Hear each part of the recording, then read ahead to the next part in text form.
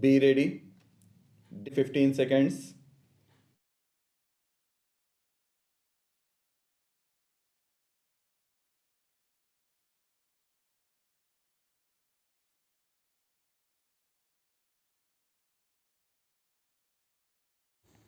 Mr. President, it is no accident that Indonesia is the first country I have visited since my assumption of office.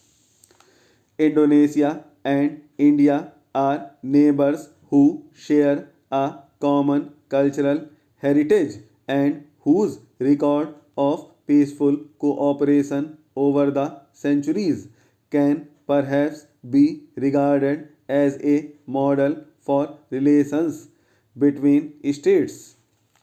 In the more recent past, our principles inspired one another in a mutually reinforcing struggle to rid ourselves of colonial domination. Since our emergence as independent states, we have been engaged in the task of consolidating our freedom. Both our countries have adopted the principles of Panchashil.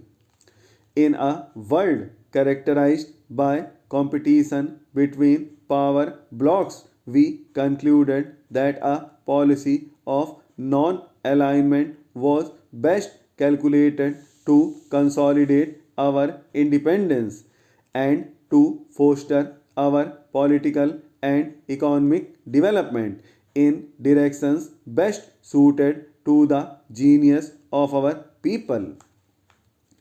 Our common assessment that military alliances afford an illusory sense of security and cannot provide enduring strength has been fully vindicated by developments which have taken place since we first enunciated the policy of non alignment while referring to the period shortly after we became independent members of the Committee of Nations. I cannot but recall with pride and gratification the initiatives our countries took to pave the way for Afro Asian unity at the historic Bandung Conference.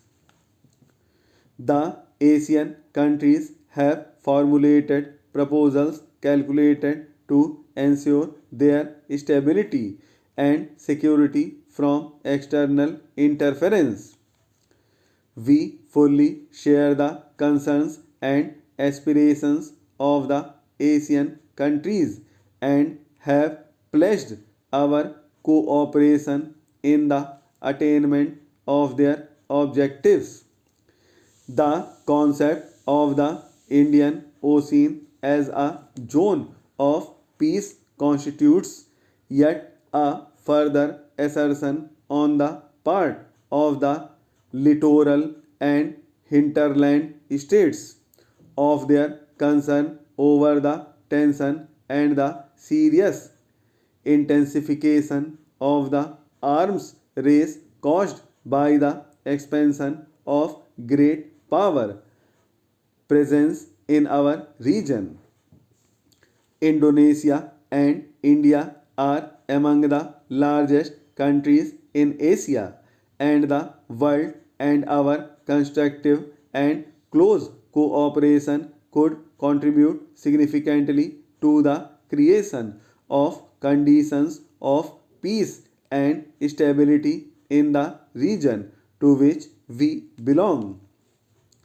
Mr.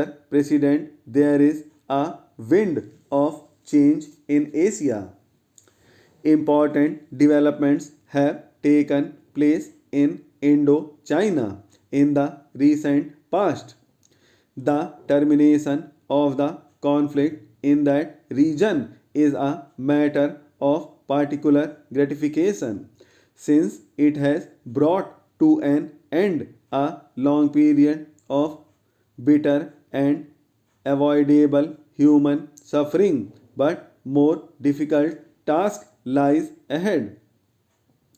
The new situation which has emerged is of great significance for Asia since it opens up the prospect of a constructive and fruitful relationship among the states in the region based on sovereignty, territorial integrity, and cooperation and mutual benefit.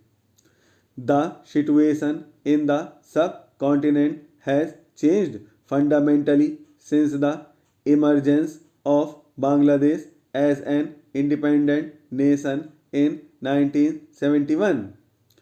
We have been earnestly engaged in the process of stabilizing a climate of durable peace in our region and are determined to persist with these efforts. In West Asia, the situation will remain tense as long as forcible occupation of Arab territories is not vacated and the legitimate rights of the Palestinian people are not recognized. These various developments have tended to underscore the question of security and development in the Asian context.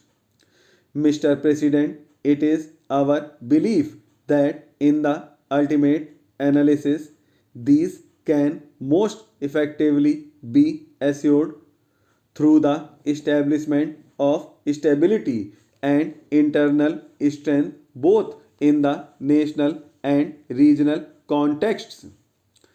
Our thinking in this regard corresponds to the Indonesian concept of resilience. The fabric of peace and stability can be further strengthened through bilateral economic and cultural cooperation, which can gradually be extended to assume a multilateral character. History and political circumstances have prevented Asian nations from developing as Asian consciousness or a sense of regional unity and identity. I am confident that through the promotion of closer cooperation and understanding between the nations of our region, we can take decisive and meaningful steps towards the attainment of a goal which would undoubtedly be in the interest of all our people. Mr. President, both our countries are engaged in the monumental task of improving the quality of life of our peoples. We realize that we must undertake the responsibilities of economic development and social justice with the same vigor which motivated our struggles for independence, since freedom can become secure and meaningful for our people only if it has social and economic content.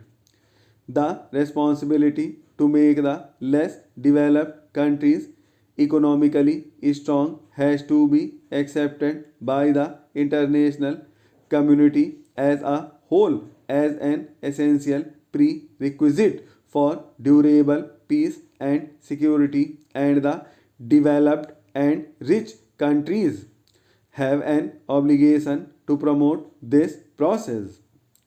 It is equally necessary for the developing countries to assist one another by sharing their resources and skills and by stabilizing close links for mutually beneficial economic cooperation.